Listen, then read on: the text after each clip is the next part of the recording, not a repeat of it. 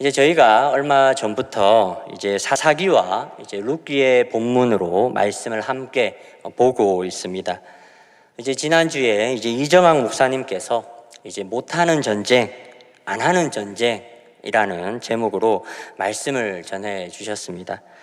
지난주 말씀을 한번 기억을 해 보시면 분명히 하나님의 명령이 있었음에도 불구하고 이스라엘 사람들은 이 가나안 사람들을 다 몰아내는 일에 실패를 하고 맙니다. 이제는 안주하게 되니까 더는 싸우지 않았다라는 겁니다. 그래서 하나님의 뜻이 있음에도 불구하고 그들은 더는 싸우려 하지 않았다라는 겁니다. 오늘 본문의 말씀은 이제 바로 이스라엘 백성들이 더는 하나님의 싸움을 싸우려 하지 않았을 때에 과연 어떠한 결과가 나타나게 되는가를 오늘 우리들에게 좀 이야기를 해주고 있습니다. 이제 말씀을 한번 보시게 되면 이렇게 이제 이스라엘 백성들이 더는 가나안 족속들과의 싸움을 하지 않으려 할 때에 오늘 말씀의 1절 말씀을 보시면 여호와의 사자가 나타났다, 이렇게 이야기를 하고 있습니다. 바로 여호와의 사자가 이 길갈에서부터 복임으로 올라와서 이스라엘 백성들에게 이제 이야기를 하는 거죠. 나는 너희를 애굽에서 나오게 하여 내가 너희 조상들에게 약속한 땅으로 들어가게 했다, 이렇게 이야기를 합니다. 여기에서 여러분 우리가 살펴볼 수 있는 하나님의 모습은 어떠한 모습으로 나타나고 있는가 하면 하나님은 이스라엘 백성과 함께 하였던 언약을 어기지 아니하셨다라는 겁니다. 그래서 하나님께서는 약속하신 대로 그들을 가나안 땅으로 인도하여 주셨다라는 겁니다. 그런데 2절 말씀을 보시면 이스라엘 백성들은 이 땅의 주민과 언약을 맺지 말고 또 그들이 섬겼던 우상에게 드린 제단들을 모두 헐어버리라 라고 하는 하나님의 말씀을 듣지 않았다라는 겁니다. 그래서 하나님께서 이 여호와의 사자를 통해서 이런 징벌적 메시지를 주는 것을 볼 수가 있습니다. 3절 말씀을 보시면 하나님께서 이스라엘 백성들이 쫓지 않았던 가나안 사람들을 너희 앞에서 쫓아내지 아니할 거라라는 말입니다. 그러니까 이제 이스라엘 사람들이 하나님을 신뢰함으로 가나안 사람들과의 싸움을 끝까지 임하였더라면 하나님께서는 능히 그들을 도우셔서 이 가나안 사람들을 쫓아내실 것인데 이제는 하나님께서 그렇게 하시지 않겠다라고 말씀을 하시는 겁니다. 그래서 그렇게 이 남겨진 가나안 사람들이 이제 너희 이스라엘 사람들에게는 이 옆구리에 가시가 되고 또 그들이 섬겼던 그 우상들은 그들에게 올무와 같이 될 거다, 이렇게 이야기를 하고 있습니다. 여러분 이제 우리 옆구리가 이제 참 예민합니다. 가볍게 손만 대어도 몸이 깜짝 놀랄 정도로 이 사람의 옆구리가 되게 예민한 부분입니다. 그런데 이제 너희가 싸우지 않고 남겨둔 이 가나안 사람들이 이 옆구리에 이 가시와도 같은 그런 존재가 될 거다라는 말은 여러분 그들이 이제 이스라엘 사람들을 매우 고통스럽게 하는 그런 존재가 될 거라는 것을 의미합니다. 여러분 우리도 이 삶을 살다가 보면 여러분 이 가시와도 같은 사람들을 만날 때가 있습니다. 저를 깊숙하게 찔러오는 그런 사람들을 만날 때가 있습니다. 우리가 그런 사람들을 만나면 좀 어떻습니까? 상당히 이렇게 고통스럽죠. 또 그런 사람으로 인해서 우리가 어려움을 겪을 때가 한 번씩은 다들 있으셨을 겁니다. 그런데 이제 그들이 하나님의 싸움을 끝까지 싸우지 않았을 때에 이제 이스라엘 사람들에게 이 가나안 사람들이 바로 이런 가시와도 같은 그런 사람들이 될 거다라고 지금 이야기를 하고 있는 겁니다. 그리고 이제 가나안 사람들이 이제 섬겼던 이 신들의 그 제단을 헐어버리지 않았다, 이렇게 이야기를 하는데요. 여러분, 특별히 그 가나안 사람들이 이 많이 섬겼던 신은 이제 오늘 본문 말씀에 13절의 말씀을 보시면 이제 바알과 아스다롯입니다. 바알과 아스다롯.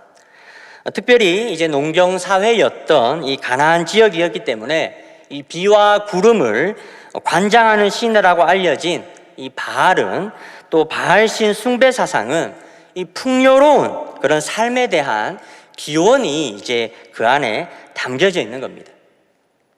그러니까 부족함이 없이 잘 먹고 잘 살고 싶어 했다라는 겁니다.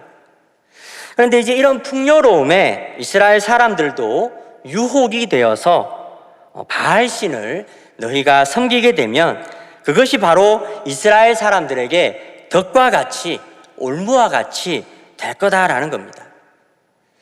여러분, 이 야생 동물을 잡으려고 혹시 어리실 때 뭐 이렇게 덫 같은 것들을 좀 이렇게 만들어 보신 분이 계신지 모르겠습니다. 여러분, 덫을 만들 때 어떻게 합니까? 그 덫 주위에 이 야생 동물을 유인하기 위해서 막 이렇게 먹을 거를 이렇게 뿌려놓고 이 덫으로 유인을 하게 됩니다. 아마 이 먹이를 본 동물은 이게 웬 떡이냐 하면서 이제 이 덫 주위에 있는 그 뿌려진 먹을 것을 맛있게 먹을 겁니다. 그러나 결국에는 여러분 어떻게 됩니까? 결국에는 이제 그 덫에 걸리게 되고 이제 그들이 도리어 이제 올무에 빠져서 이 먹이가 되는 거죠.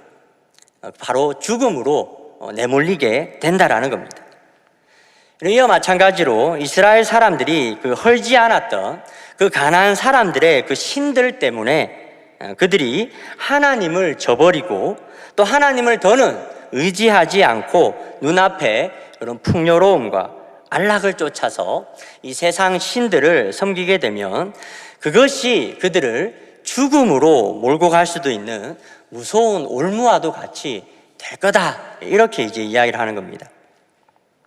그러니까 이제 이 이스라엘 사람들이 하나님께서 그들에게 말씀하셨던 이 싸움이죠. 이 믿음의 싸움을 끝까지 싸워내지 못했을 때에 여러분 나타난 결과가 지금 어떻게 나타나고 있습니까? 바로 그들이 다 싸우지 못하고 남겨둔 가나안 사람들은 그들을 고통스럽게 하는 그런 존재가 될 것이고, 또 그들이 헐지 않고 남겨두었던 가나안 신들과 그 제단들은 도리어 그들을 넘어뜨리는 그런 올무와도 같이 되어서 그들이 매우 위태한 가운데 처해지게 되었다라는 겁니다. 여러분, 이게 오늘 본문에 나타난 이스라엘이 하나님의 싸움을 싸우지 않았던 그 첫 번째 결과입니다. 이제 이런 결과가 나타날 것에 대해서 이제 여호와의 사자가 이제 이스라엘 사람들에게 이야기를 합니다. 그랬더니 그 이스라엘 모든 사람들이 소리 높여 울었다, 이렇게 기록을 하고 있습니다. 여기에서 이제 복임이라고 하는 단어를 볼 수가 있는데요. 여러분, 여기에서 복임은 우는 자들이라는 그런 의미를 가지고 있습니다. 여러분, 저는 이 장면에서 이 우는 자들이라고 하는 이 복임이라는 단어와 이제 웃음이라는 그 의미를 가진 아브라함의 아들이죠. 웃음이라는 의미를 가진 아브라함의 아들 이삭이 조금은 좀 대비가 되었습니다. 이런 믿음의 조상이라는 그런 별명을 가진 아브라함도 하나님이 주신 그 약속의 말씀을 따라서 똑같이 가나안 땅에서 삶을 살았던 그런 사람이었습니다. 비록 지금 말씀의 때보다는 수백 년 더 앞선 사람이었지만 그는 하나님께서 그 약속하셨던 그 약속의 말씀을 따라서 사는 삶을 포기하지 않았던 인물입니다. 그 결과로 그는 하나님이 그에게 주셨던 그 약속이죠. 바로 아들을 낳게 될 거라고 하는, 여러분 그 아들의 이름이 이제 이삭이지 않습니까? 그죠? 그러니까 웃음이라는 뜻을 가진 이 이삭을 낳으면서 정말 이 하나님의 약속이 성취되는 것을 그가 경험을 하게 됩니다. 그러니까 오늘 그 말씀을 보면 그 말씀에 이제 이 이삭을 낳고 거기에 이제 하나님 거기 성경에서 뭐라고 기록을 하는가 하면 하나님이 그로 웃게 하셨다, 이렇게 기록하신 내용을 볼 수가 있습니다. 이 이삭을 낳았던 아브라함의 일과 오늘 복임에서의 일을 한번 비교해 보면 이 차이가 너무나도 이 다르게 나타나는 모습을 우리가 볼 수가 있습니다. 여러분, 이 세상은 풍요로움이 우리를 웃게 만들 거다 이렇게 이야기하지만, 그럼 오늘 말씀을 보시면 하나님을 떠난 풍요와 안정은 결코 그들을 웃게 만들지 못하는 모습을 볼 수가 있습니다. 도리어 우리는 그들에게 이 울음과 후회와 슬픔이 찾아오는 모습을 우리가 볼 수가 있다라는 겁니다. 여러분, 이 두 이삭과 또 복임이라는 단어를 좀 비교해 봤을 때 좀 우리가 어떤 것들을 좀 깨달을 수가 있겠습니까? 여러분, 이것을 보면 이제 우리도 우리에게 주어진 이 믿음의 선한 싸움들을 끝까지 잘 싸워 나가게 되면, 여러분, 누가 우리를 웃게 하십니까? 하나님께서 우리를 웃게 하신다라는 겁니다. 그러나 이 세상의 어떤 그런 풍요로움에 취해서 또 그 안정이 좋아서 더는 내가 믿음의 싸움을 싸우려고 하지 않는다고 한다면, 오늘 말씀은 도리어 그것이 우리에게 슬픔이 될 수 있고 우리가 후회의 눈물을 흘릴 수도 있다라고 오늘 말씀은 이야기를 하고 있는 겁니다. 어떻게 지금 이 시간 하나님의 말씀 앞에선 오늘 여러분들은 지금 어떠한 모습으로 좀 서 계신지 모르겠습니다. 어떻게 여러분들 스스로의 모습을 좀 돌아보았을 때 어떻게 지금도 여전히 하나님께서 나에게 허락하셨던 그 말씀을 두고 여전한 그 믿음의 싸움을 잘 싸우고 계신지 모르겠습니다. 아니면 여러 가지 그런 모양의 이유로 지금 그 싸움에서 조금 어떻게 보면 물러나 계신 분들이 있지는 않는지 모르겠습니다. 저는 오늘 말씀을 통해서 한번 우리 스스로의 모습을 한번 돌아볼 수 있는 그런 시간이 좀 되었으면 좋겠습니다. 그리고 계속해서 우리가 6절부터 한 10절까지의 말씀을 또 한번 보시게 되면 특별히 7절 말씀을 한번 보도록 하겠습니다. 제가 한번 읽어보겠습니다. 백성이 여호수아가 사는 날 동안과 여호수아 뒤에 생존한 장로들 곧 여호와께서 이스라엘을 위하여 행하신 모든 큰 일을 본 자들이 사는 날 동안에 여호와를 섬겼더라. 이렇게 되어 있는 것을 볼 수가 있습니다.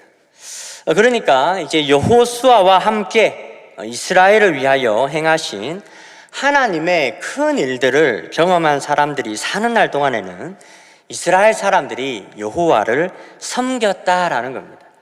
그런데 8절 말씀에 여호수아가 죽게 되고 또 10절 말씀에 여호수아와 함께 했던 그 세대의 사람도 다 그 조상들에게 돌아간 후에 어떤 세대가 일어났다고 이야기를 합니까? 다른 세대가 일어났다 이렇게 이야기를 하고 있습니다.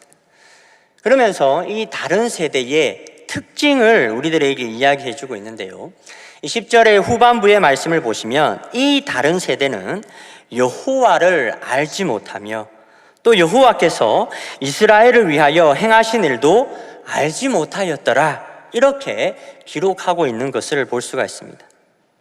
그러니까 이제 이 믿음의 싸움을 끝까지 싸우지 못한 이 이스라엘 백성들에게 나타난 두 번째 결과는 바로 다른 세대의 등장입니다. 이 다른 세대가 이 여호수아와 함께 했던 세대와의 차이가 뭐냐? 그것은 바로 여호와를 아는가, 그렇지 못한가 하는 것이었습니다. 여러분, 여기에서 이제 알다라는 단어는 여러분들께서도 많이 들어보셨겠지만 이 히브리어 야다라는 단어를 사용합니다. 여러분, 이 야다는 이제 남자가 여자를 알다 또는 남자가 여자와 동침하다라는 단어와 같습니다. 그러니까 이 남녀가 서로를 깊이 아는 것 같이 그만큼 이 히브리어 야다라는 단어는 단순한 암보다는 더 깊은 그런 관계에 있다는 것을 의미하고 있습니다. 그러니까 서로 깊은 그 교감 가운데 있는 관계에서만 사용이 되는 단어인데요, 이제 다른 세대가 하나님을 알지 못했다라는 것은 이 다른 세대가 그만큼 깊이 있게 하나님을 알지도 못하고 또 하나님을 경험하지도 못했다라는 것을 의미하고 있습니다. 그럼 어떻게 이런 결과가 나타나게 되었습니까? 이제 이스라엘 사람들이 더는 믿음의 싸움을 싸우려 하지 않을 때에 이런 결과가 나타나게 되었다라는 겁니다. 여러분, 우리가 하나님을 알기 위해서, 또 여러분 우리가 하나님을 경험하기 위해서는 여러분 이 말씀에 순종하는 삶을 살게 될 때에 우리는 하나님께서 우리를 위하여서 하시는 큰 일들을 볼 수가 있습니다. 우리가 하나님의 말씀에 따라 사는 삶을 내가 결단하고 살아갈 바로 그때에야 우리는 하나님이 살아계시고 하나님이 나와 함께 하신다는 것을 우리가 알 수 있게 된다라는 겁니다. 여러분, 여호수아와 함께 하였던 갈렙은 그가 노년이었음에도 불구하고 그는 믿음의 싸움을 싸우는 일을 포기하지 않았습니다. 그는 가나안 땅에서도 가장 강한 사람으로 알려져 있던 아낙 자손이 지키고 있던 헤브론 지역으로 나아가면서 하나님, 이 산지를 내게 주시옵소서라고 이야기하면서 하나님의 약속의 말씀을 붙들고 그가 믿음으로 나아가게 될 때에 갈렙은 하나님께서 자신과 함께 계셔서 여전히 큰 일을 행하시는 분이심을 그가 경험하게 됩니다. 여러분, 아브라함도 마찬가지입니다.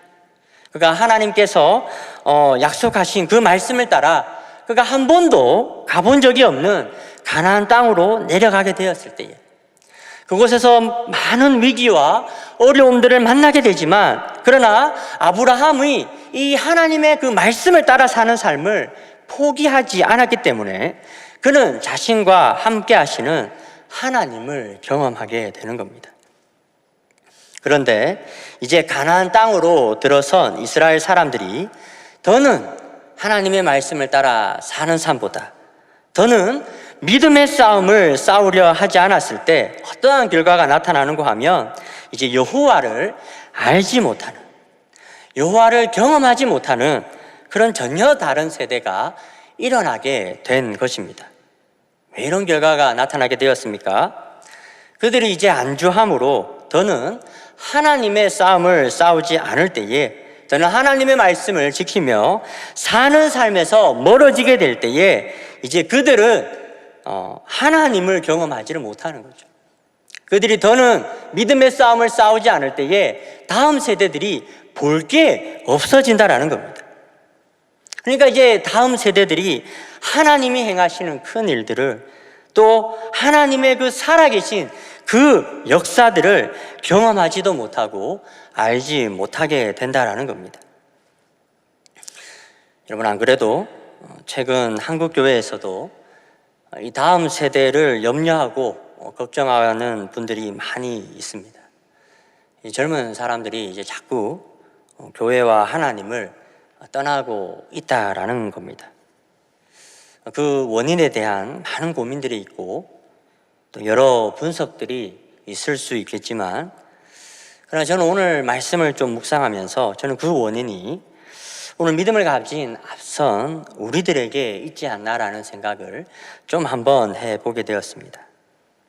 오늘날 우리들도 영적인 싸움을 하기보다는 이스라엘 사람들처럼 좀 현실에 자꾸 안주하고 더는 믿음의 싸움을 싸우려 하지 않는다라는 겁니다. 그러니까 우리의 다음 세대가 우리의 모습 가운데서 하나님이 행하시는 그 큰 일들을 잘 보지 못하고 경험하지 못하고 있다라는 겁니다. 여러분, 이 부분은 오늘 말씀 앞에서 우리 모두가 한번 깊이 고민해 보아야 하는 문제라고 생각을 합니다. 과연 내가 오늘 집에 갔을 때 나의 자녀들에게 어린 자녀들에게 하나님을 경험해 본 일이 있느냐, 나는 하나님을 만나본 일들이 있느냐라고 물었을 때 얼마만큼 대답을 할 수 있을까요? 저는 이 부분에 대한 우리의 깊이 있는 그런 고민들과 또 성찰하는 모습들이 우리에게 필요하다, 그렇게 좀 생각을 해보게 됩니다. 여러분, 결국 이렇게 여호와를 알지 못하는 다른 세대가 일어나게 되었을 때에 여러분 어떠한 일들이 일어나게 됩니까? 다 함께 13절 말씀을 함께 보도록 하겠습니다. 곧 그들이 여호와를 버리고 바알과 아스다로를 섬겼다. 이렇게 성경은 기록을 하고 있습니다.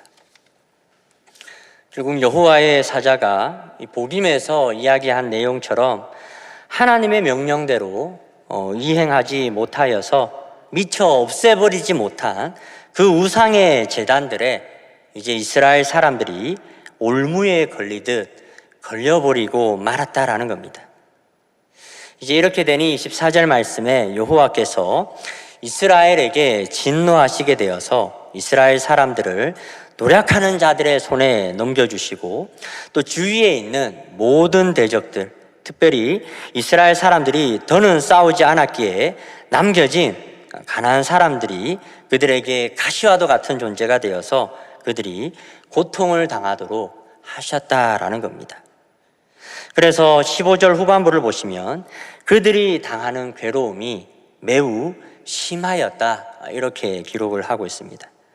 그들이 이렇게 괴로움을 당할 때에 이제 하나님께 이제 그들이 부르짖으면 하나님께서 이제 사사들을 세우셔서 그들을 구원하셨지만 또 이내 살만하면 또 다른 신들을 따라가 음행하고 여호와의 명령대로 살지 않았다가 또 재앙을 만나고 또 그렇게 하나님께 부르짖는 그런 사사기에 돌고 도는 그런 악순환이 반복되는 모습으로 나타나게 되었다라는 겁니다.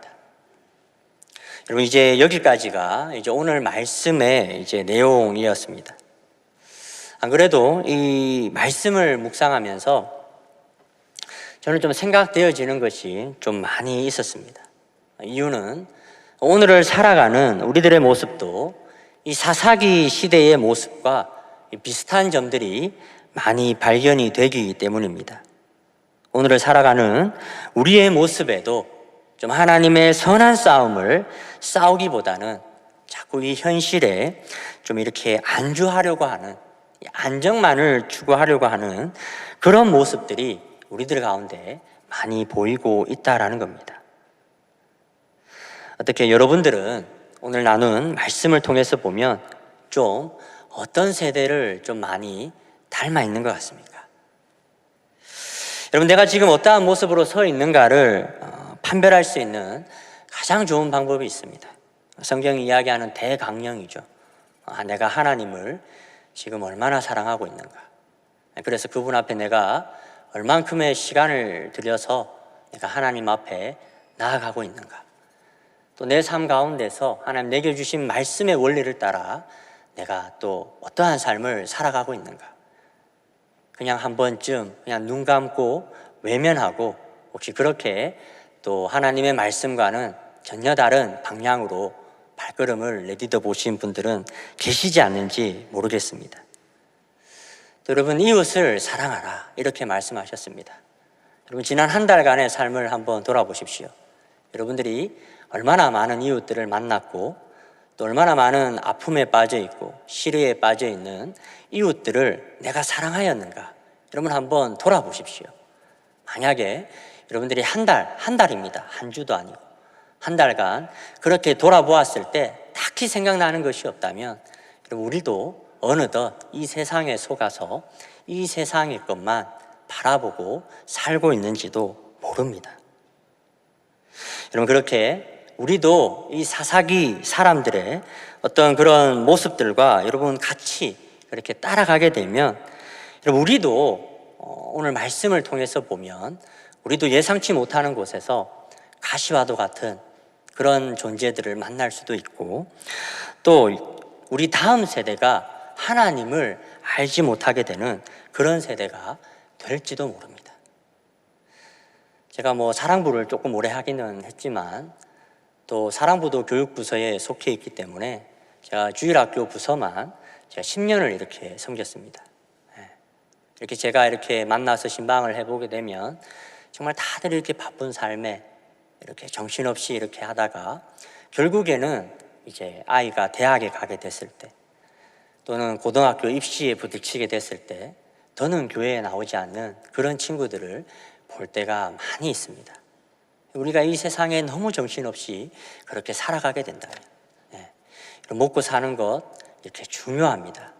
그러나 우리에게는 더 중요한 것이 있습니다. 바로 하나님의 말씀을 잊지 않고 하나님의 말씀을 따라 살아야 된다는 것이 우리에게 있어서는 더 중요한 것이다라는 겁니다.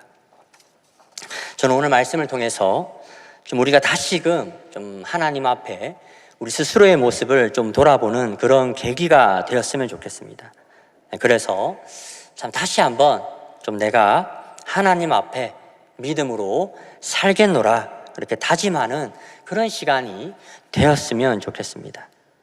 여러분, 우리를 웃게 하는 것은 성공이 아닙니다. 이 세상이 이야기하는 풍요로움이 아닙니다. 우리를 웃게 하시는 분은 하나님이십니다.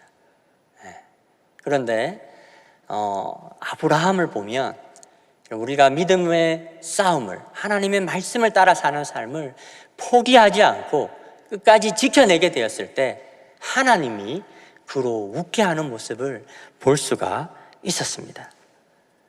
여러분, 우리를 웃게 하시는 분은 하나님이십니다. 많은 근심과 염려와 또 그것들을 해결하기 위해서 세상의 어떤 풍요로움들을 쫓아가는 것은 잘못된 방향이다라고 오늘 말씀은 분명하게 이야기를 하고 있습니다. 혹시 그런 방향 가운데 서 계신 분들이 있다면 다시 한번 조금 그러한 것들을 내려놓고 이 시간 다시 한번 하나님의 말씀으로 돌아와서 하나님의 말씀을 주의 깊게 한번 보셨으면 좋겠습니다. 그곳에서 하나님이 무슨 이야기를 하시는지를 주의 깊게 귀담아 듣고 다시 한번 우리의 삶을 바른 방향으로 맞춰갈 수 있는 우리 내일의 귀한 성도님들이 되셨으면 좋겠습니다. 코로나 시대를 살아가는 우리가 이 코로나의 때에 아마 하나님께 던지고 싶은 질문이 많이 있을 것 같다, 그런 생각을 해보게 됩니다. 그러나 저는 도리어 이 코로나 뒤에 계신 하나님께서 오늘을 살아가는 우리들에게 던지는 메시지가 분명하게 있다, 이렇게 좀 생각을 합니다. 여호와의 사자와 같이 오늘 우리를 찾아온 이 코로나가 우리를 후회와 슬픔의 눈물을 흘리게 만들지 않도록 다시 우리가 아브라함이 그래했던 것처럼 여호수아와 갈렙이 그래했던 것처럼 다시금 하나님의 싸움을 포기하지 않고 하나님 앞에 하나님, 내가 다시 하나님의 말씀을 따라 내가 살겠습니다라고 고백하고 하나님께 도움을 구하시며 하나님 앞에 나아가실 수 있는 우리 모든 내일의 성도님들이 되기를 주님의 이름으로 축원합니다.